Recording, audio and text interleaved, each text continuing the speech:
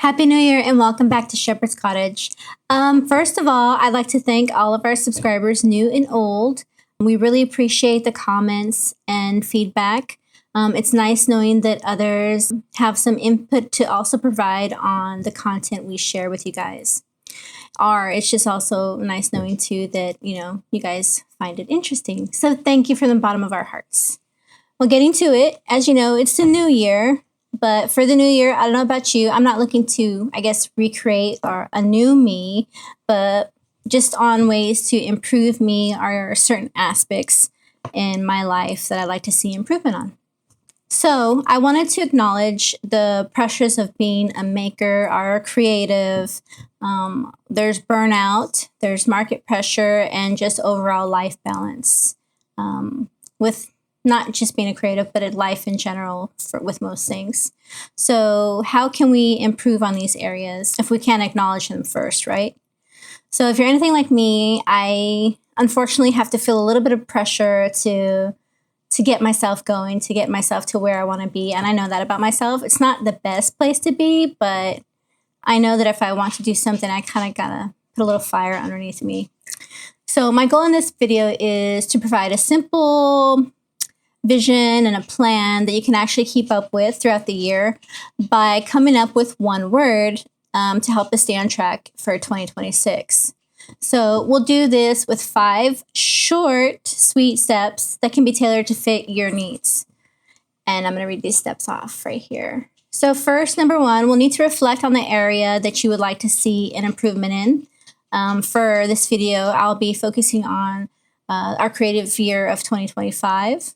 Step 2 is going to be choosing one word to help us maintain that course. So it's going to be like our guiding light. So every time we feel like we're getting off track, we're going to remember that one word. And we'll talk more about that in a little bit. Step 3, we'll look at areas that can help us reach that goal. So it'll be within that realm of whatever we're trying to make the improvement on. And then lastly, coming up with systems, quote unquote. These can either be written systems or these can be a different way that you operate your business or whatever it is that you're looking at making improvements on. And then bonus, at the end of this video, I'm excited to talk about a year-long project that I will be working on. I've already started some of the plannings for it, and I'll have a video on it later. So yeah, if you follow us to the end, you'll hear more about that. Okay, so first of all, why do creatives struggle with planning? So if you're anything like me, there's always, so many ideas, right? Maybe not enough structure, and definitely just hard to find the time for with everything going on in your life. I mean, I don't know. When I get home some days, I'm like, yeah, or before I get home, I'm like, oh, I'm going to do this. And then when I get home, I don't end up doing any of it. I might just fall asleep on the couch and wake up broken at 2 a.m. and crawl to my bed. If I do that. And also to just the guilt, and then after that happens, it's like the guilt of, oh my God, I didn't do anything all weekend and I'm so behind on everything, right? So that's not always fun. And we shouldn't feel guilty for taking a rest for ourselves or spending time with our families. If they want to do something, that's part of having a family is to make sure we have time for everybody. So, and to not feel guilty about doing so. Another big one is, chasing down trends that may not align with us personally on our personal passions or our brand. And just remember, our creativity needs protection and not pressure. And that pressure can come from ourselves too, and, from outside sources as well. Just we got to find a balance. I know it's a little easier said than done, but hopefully with these steps, we can get on the right track with that. Okay, so going more into step 1, reflecting on the creative year. So the creative year for Shepherd's Cottage, I'm going to ask myself 4 questions. You can do the same and just make a mental note of it so you can journal it later. And if you don't journal, I don't journal. Maybe come up with different ways to help us reflect on these for later. So what did you love making in 2025? What were some pieces that you really enjoyed making? For me, I really loved making the hats was one of my favorites. And the fingerless gloves, I really like those. They're just so quick to make up. And I guess it was just a satisfaction of completing several projects, not just like working on one all day or two all day. I don't remember how many whipped out. I felt like it was a lot, but I could be wrong. But they were my favorite to work on. What were some items that you sold but drained you? I don't know. That's a tough one. Nate, do you know? Didn't drain me. I'm trying to think of one that was fairly big. So one item that we sold that was kind of draining for me to make was a llama. We didn't make it last year, but I did sell it last year. And maybe because I was newer to crochet and I just didn't quite understand how to make sure everything came up good. But it took me forever. And I was like, I'm never making another llama again. But I did. I sold it last year and I was happy about that. And I made another llama for the same person who bought it because she really loved the llama. So that was kind of a good and bad thing. Like it shows you like how much you improve once you keep working on something that you know that you care about. And next question is, what felt peaceful? For me, what felt peaceful was the hats for sure and the fingerless gloves. And what am I ready to release? To release probably some of the smaller markets that we've done in the past. All right, so now that we've had time to quickly do reflections on what we want to make improvements on, we can make a mental note and jot something down either for journaling or if you're not a journaler like me, finding cute little ways on how to put these little reminders out on placards. One thing that I've done that I think is kind of fun is using a picture frame and just decorating it however you like to decorate it on the outside. So for the one I did a bunch of cute little buttons all the way around. And you can say the thing I love to crochet is this. And just put it in there to where you can see it, whether it be the space that you get ready in the morning, the place where you drink your coffee, or the place that you get ready at the end of the day. Just some place to give you that reminder and a little encouragement. Okay, so now we're on to step 2, to where we're going to create or come up with the one word for 2026 that's going to help us and be that guiding light to an improved vision. So some examples can be simplify, sustainable, rooted, and intentional. For this video, for my word will be purpose for 2026. And so the meaning or the reason why you have a word, why you choose one word is to help you, that word is going to help you not only remember the reason why you need to do things, but also to ensure that like your core values are still being brought to the forefront too, not just whatever the one goal is, because it takes more than just whatever that one goal is to get there, because we're built on whatever values that got you to where you are right now too. So we got to make sure we have time for all those things. Okay, so like I said, my word is purpose. So for me, that's going to help remind me to make meaningful actions while reflecting on my values and leading to growth in the creative space that we've built here at Shepherd's Cottage. And that would also help you define your why, because it's going to be overall aspects that you're looking at. All right, so now that we've we did the reflection, we've selected our one word. Now that we kind of have that framework, we can look back and be like, what would this calm day look for me? What would my ideal vision for this creative life look like? So for me, it would be a calm day, just creating all day long without chaos, enjoying the life in my home, whether it be with my pets or in the garden that I'm totally neglecting. And basically maybe taking a nap or something and not feeling bad about it. Ending the day with energy and being able to have time not only for myself, but my family and other people around me. All right. So a key question that you can ask yourself with your word. So for me, my word is going to be purpose. So fill in the blank for whatever word it is for you. What does purpose mean to me now in this season of life? My overall purpose is to ensure my family and my faith, and followed by my responsibilities and creative energy.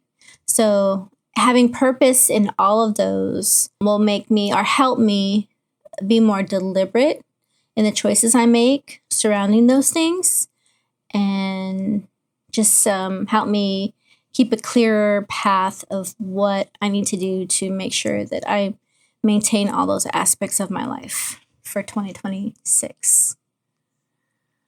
All right, so step 4 of the overall thing that we want to improve on, creative area for us here at Shepherd's Cottage, is going to be focused on 3 areas to help us get there. So not only do we have the purpose, what can we do within the creative space, focusing on 3 areas to help us improve that space within the creative space. So the first one is going to be create. Not just creating to create, but creating products or collections that you love and you have a passion for, not something that's going to be so draining, right? Share more, do more storytelling, whether it be in person, here on YouTube, and just connections with other people, reaching out more, getting a little bit out of our comfort zone, maybe sharing more with other small businesses, and not necessarily at markets, but outside of markets, maybe meetings like veterans groups or things like that. Some different things that we may not have done in the past. So, and then the last one, it's also an important one, is sustain not only our health, but I guess health is a big one. Sustain our health, systems, creating systems, so we're not recreating the wheel every time something changes. So it's good to keep record of everything. And yeah. Okay, so now that you have those 3 areas that you're focusing on, using your word of the year can help you with making more intentional decisions for each of those areas. And the focus, of course, is going to help with whatever you're trying to make improvements on and just get you one step closer to getting to that vision that you saw earlier. All right, so I talked about briefly a little bit about making systems, right? So turning the vision into simple systems. So you may have a system already, but maybe it needs to be tweaked somehow. And having systems in place, I think, will help a lot. I know for me it would help because it can be something I can just pick up and be like, oh, this is what I need. And I'm not searching for or through millions of things to try to find the one item or the one size or the one hook that I need, right? So they can help achieve the end goal without burnout, less burnout. Okay, so one way that you can do a system or think of a system is to focus on maybe one product line at a time, or if you know whatever kind of market it is that you have coming up, you can specifically plan for that market, whatever that theme might be, if there's a theme. Another thing is, if you've been doing markets for a while, you kind of know what are your top sellers, and just continue to make those and keep those in the inventory and cycle through them. So another example is having a consistent content rhythm. For a system for us, or for what our goal is, it's going to be not so straightforward. It's going to, because a big part of our purpose is also my family. So I've got to allow time for that as well. So the content rhythm is not going to be every week, Monday and Thursday or something like that. It's going to be maybe 2 to 4 times a month, if that, to start off with. I kind of know our schedule, we know the things that we have going on. So you got to be realistic. But at the same time, you got to allow yourself grace to be like, this is what I can do now. Maybe later on in the future, we could do a little bit more. But for now, this is what we have. And also along the same lines of that is thinking about your schedule, like carving out the actual time for doing your creative stuff, for doing the crochet part, for, your family, and remember time for yourself as well. So systems support creativity and longevity. And as we know, hustle can drain the creativity out of us. All right, so that's 5 simple plans that we discussed, and I wrote them down here, and I'm going to read them off to you. Step 1 is to reflect on what you would like to improve on, and that can be anything. It doesn't have to be solely along the creative lines. Step 2, choose one word that would help you maintain the course. Remember, that'll be your guiding light. Whenever you think of that word, hopefully it just burns a little fire to help you in the right direction. Step 3, you're going to envision, maybe set those reminders up for yourself why you love this, why you're doing that around your house in those safe spaces that you like to visit sometimes during the day. And step 4, select at least three areas to help you reach that goal. And whatever it is that you're trying to improve on, try to find 3 key areas that you feel can help push you more into that direction that you're looking at going. And step 5, find systems for the overall thing that you're trying to improve to ensure your goals not only come for a short time, but, in the long run as well. All right. Just be mindful to give yourself grace. You don't need to do everything. Just do really what matters for you in whatever season it is that you're in. Well, I hope you found this information useful. If so, drop it in the comments below. Maybe drop down there what your word for 2026 is, or maybe something that you feel that you're going to let go of this year. Maybe what are you going to replace it with as well? All right, as I mentioned in the beginning of this video, I was going to tell you a little bit about the project that I'm doing for this whole year. I'm kind of excited about doing this project. I've never done one before, and it's a temperature blanket. Yes, the beginning of the year, right? Everybody wants to do or get on the bandwagon for temperature blankets. I find it very, a piece of history, right? I guess you can call it, doing a temperature blanket. It is a labor of love.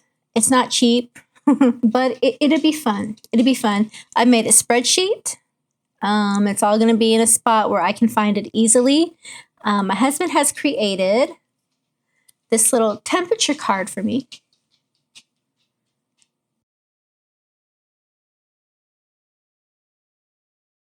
There are 10 temperature rings in there to where I can put the yarn that I'm going to use for that temperature. So I'm doing my temperature blanket a little bit different. And I can go over it just really quickly how I plan on doing that. I am not going to do rows. I will forget to do rows every day. But I am instead doing squares. And I finally narrowed it down to what granny square I'll be using. And these are about 11.5-inch squares, I believe, or 11.25. And we'll just keep it at that. But I'm going to be making 56 of them. And I tried out this one first. I didn't like it because my toes would get stuck in there. And I don't think I'd like that very much. So, yeah, it's pretty though, right? I mean, I can definitely make this into something else. Maybe like a sweater or something. But not for this project. Then I thought about this one too, but it wasn't my favorite. I mean, it's not bad, but not my favorite. And it finally came down to this one. So for those first 2 squares I showed you, I used a size 4 yarn and a size 8 hook. This one is also size 4 yarn. It's more rigid, right? Look, it's pretty rigid. I used a size 5 hook, so obviously it's going to turn out smaller, right? And a lot more tighter stitched. I didn't like that, but I like the pattern. A lot less holes. So I did it here. And this is the end product of this square. And I really love how it comes out. And I think it'll look so cute, just all patchwork together with all the different colors that that the blanket should have. Now I know for certain on this color key here that I probably won't use two of these colors on here. I don't think here in the Pacific Northwest and Western Washington that it's gonna get over 100. I could be wrong. I don't know. I can't remember if it got over 100 last year. So we'll see. But either way, I have some colors here I can show and share. I don't have all of them. I'm waiting for Hobby Lobby to get the two other colorways that they have in their Yarn ID. So I'll be using all of the Yarn ID ones. I have to see which ones I want to use. So I want to make sure I have all my options before I actually commit on this card. So that is what I'm waiting for. So yeah, these are just kind of like neutral, like a neutral palette, I guess. Let's see if I can get all the colors up here. I don't think I can. And some of them, while they're in the bag together like this, you can't tell like how subtle the color change is or the color differences. But there's some pretty greens in here. Hopefully I don't drop them. I don't know. Can you see that on camera? So I think they're very pretty together. And I think, have you seen that patchwork jacket? I'm hoping it's going to come out something like that. I'm sure there's going to be big blocks of like lots of lights together because we have a lot of cold weather. Maybe in the summer it'll surprise us and we'll have a lot of different colors, but we'll see. Oh, and I also remnants Hobby Lobby, some fabric. But so yeah, I think that this blanket or any blanket really, and specifically this blanket too, because it's like recording the history of wherever you're at, or maybe wherever a person was at, or maybe somebody who misses the region that you live in now. A very nice sentimental keepsake for whoever, if you decide to do it as a gift. So yeah, let me know in the comments what project you're working on this year that's big that maybe you haven't done before. And thanks for spending some time with us here in our little creative bubble on the big wide web. And I can't wait to share more of whatever. I'm sorry. I can't wait to share more content with you guys here in 2026. And I'm super excited to hear more comments that you guys might have and maybe some tips and tricks on how I get to sew these together because I haven't done it yet before. So until next time, remember to live with purpose, to create with intention. And I will see you all in the next one. Bye.